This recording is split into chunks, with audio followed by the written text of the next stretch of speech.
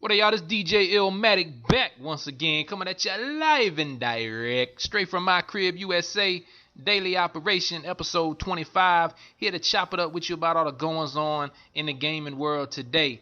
Electric relaxation. Spent the past week jumping back into Destiny. Now, I originally played Destiny when it launched. Went hard on Destiny for about a month.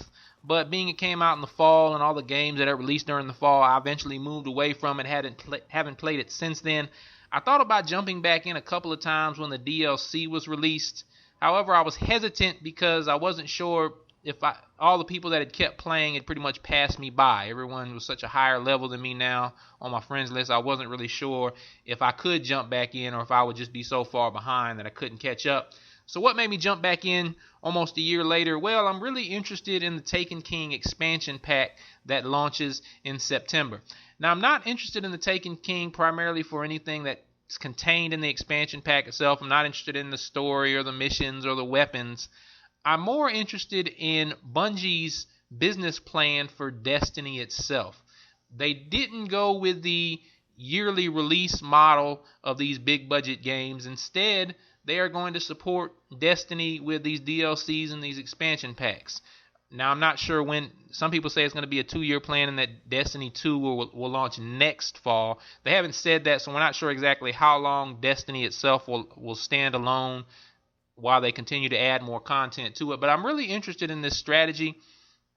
I really just want to see how it's going to play out, how Bungie is going to implement what they implement with Destiny. I'm also interested to see how they're going to get new players to buy in. They've said this is a 10-year plan with Destiny all along. They have said that everything you've done with your Guardian, all the skills you've unlocked, all the weapons you've unlocked, and the gear, that carries over from game to game. And so I'm interested to see how they're going to get new players to buy in.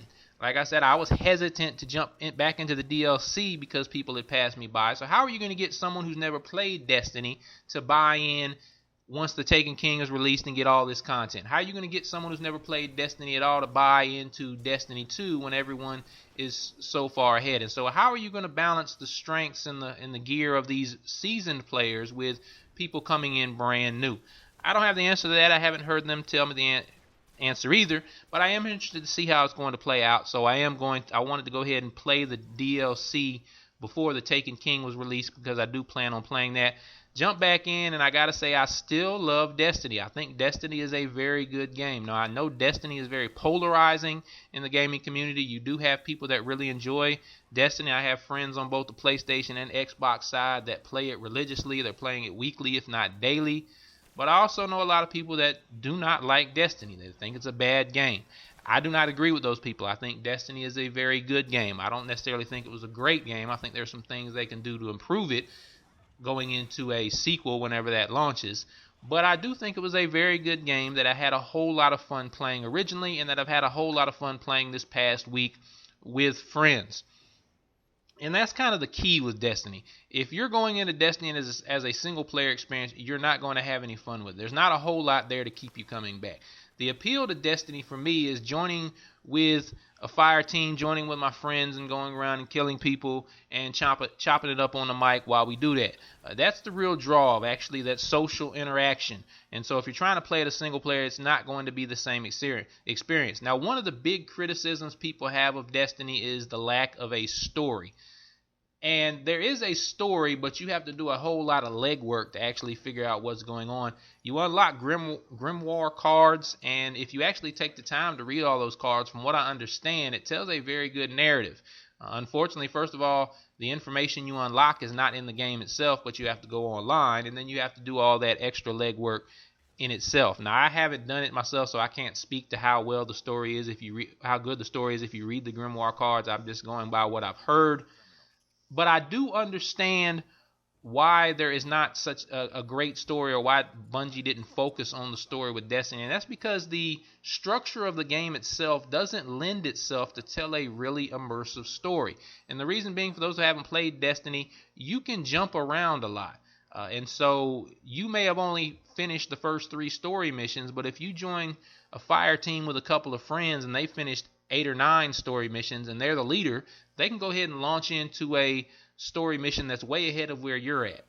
And so it's hard to tell a cohesive, interesting narrative this way. You could take the greatest novel ever written, and if you read that novel by reading chapter 1 and then jumping ahead to chapter 6, then jumping back to chapter 3, then jumping ahead to chapter 10, the story's not going to make a whole lot of sense to you. And so that is, to me, that's the reason they didn't really focus on the story within the game itself. It'll be interesting to see going forward if they can remedy that problem of allow the mission structures, allowing people to jump around, but also tell a cohesive narrative. Other people criticize Bungie for it being repetitive. A lot of people had expectations based on Halo. A lot of people wanted Destiny to be a multi-platform Halo, just with a different name. And so they went in with these expectations, and they were disappointed when they didn't get what they received. I look at Destiny more as an MMO. Now, I know some people say, well, it's not an MMO because you don't have as many players online as you would in an MMO. Okay, so it's not a massively multiplayer game. It's a somewhat crowded multiplayer online game. But I look at it more of an MMO in terms of the story isn't that important. Basically, you just get a whole lot of missions, and the point of a MMO, or the enjoyment I get from MMOs, is completing missions with friends, going out and seeing what kind of new gear you can unlock to upgrade your character and making your character stronger and stronger. And so that grind that some people call it, or that repetitiveness, it becomes okay, or it becomes enjoyable, at least for me, by experiencing that with friends, but also being able to unlock new gear, new weapons, unlock new abilities. And so that was really the pull or the draw of Destiny the entire time, and that's what's kept so many people from coming back to the game. I know some people have complained over the time about the randomness of the loot drops, which is kind of a gift and a curse. It is very frustrating when you go into a Crucible match and you finish first place and you get nothing, and the guy who died every single time and didn't get a kill gets an amazing legendary weapon. I understand that. I especially understand that because it's very rare in the Crucible.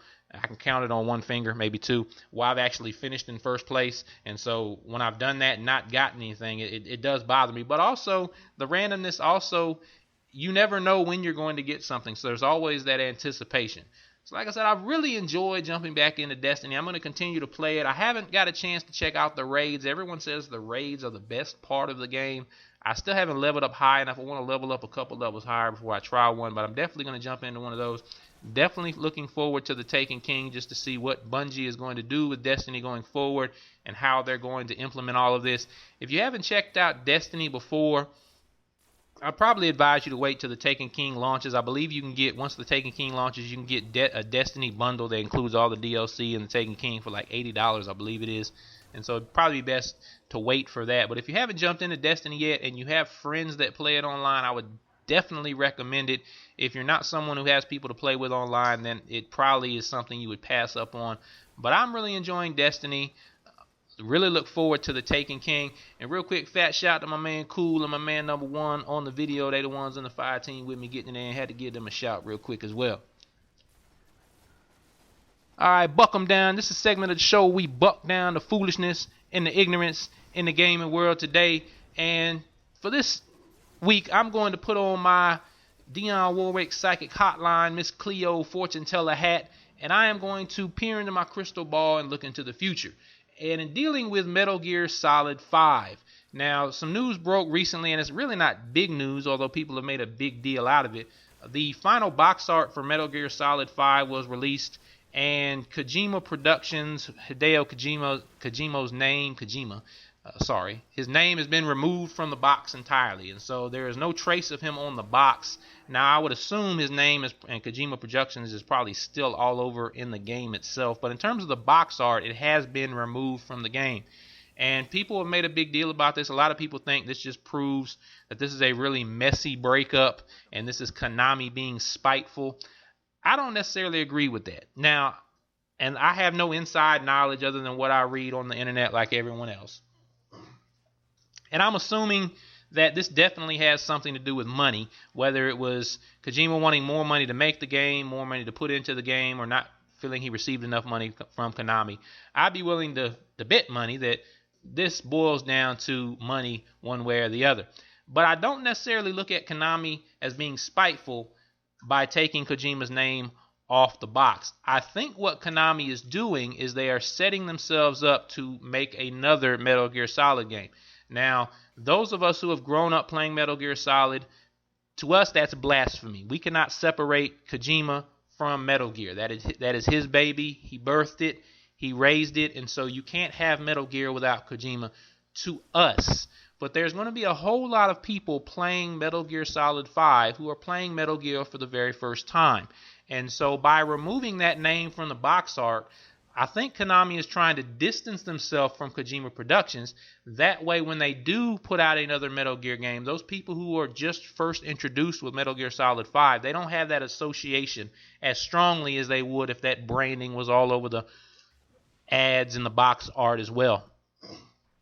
Because I do think that Konami is going to continue to cash in on the Metal Gear Solid name, especially now that Kojima's not going to be there. Kojima always used a big budget to create these games, and so I'm sure the people at Konami feel like now that we've gotten rid of him, we can make this game with a much smaller budget and make a much larger profit. Because Konami being a business, it all comes down to profit to them. Probably, I won't even say more than others. They've just proven recently that that's really all they care about. Most businesses, 99% I would say, that's all they really care about. They just go out of their way not to show it a lot of times. Konami's really revealed themselves in the past year that is really what it all comes down to. And so they are definitely going to make another Metal Gear game. And so they want to distance themselves from Kojima for those people that are coming into the franchise new. So when the new one launches, they won't necessarily associate. They won't have those harsh feelings that many of us will have when Konami does this.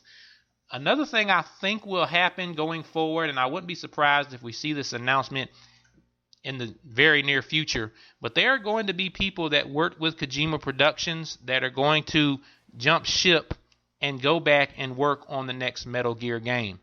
I really think that there are people that worked on this game. Kojima gets too much credit for Metal Gear. Now, that's not to take away anything or diminish anything he's done for that game. That is definitely his baby. He has definitely raised it. He has helped create some of the best games in gaming history. But he's gotten all the credit. He's almost like the quarterback on a football team.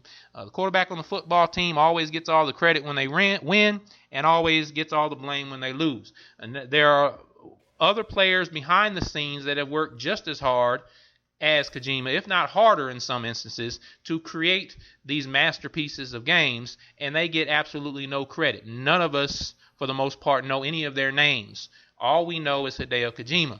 And so I really think these people that have put so much time and effort into Metal Gear Solid, they would really love to go back and work on that franchise without the shadow of Hideo Kojima lurking over them, and maybe they can finally get some credit.